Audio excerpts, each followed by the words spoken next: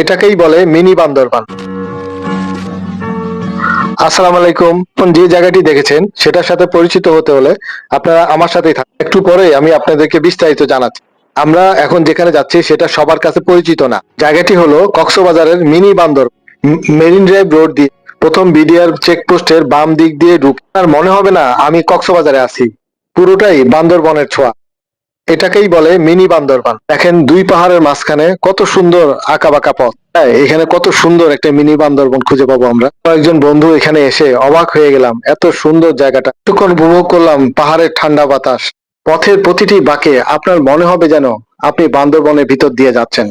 এখানকার সবুজ পাহাড় একেবারে বান্দরবনের অনুভূতি এনে দেয়। তাই নাম হয়েছে এর মিনি বান্দরবন। পাহাড়গুলোকে একটু দেখলেই মনে হবে বান্দরবানের পাহাড়গুলোর মতো সৌন্দর্যের ছোঁয়া লাগিয়ে দাঁড়িয়ে আছে। কিছুক্ষণ উপভোগ করলাম সবাই মিলে। উপভোগ করে আবার সেই গন্তব্যের উদ্দেশ্যে রওনা। আপনিও যদি ভ্রমণ প্রিয় হন তবে কক্সবাজারে গেলে অবশ্যই ঘুরে আসবেন মিনি বান্দরবন থেকে। চ্যানেলটি সাবস্ক্রাইব করতে ভুলবেন না। আর ভিডিওটি ভালো লাগলে শেয়ার দিন। কথা হবে পরের কোনো ভিডিওতে। ধন্যবাদ সবাইকে। আসসালামু আলাইকুম।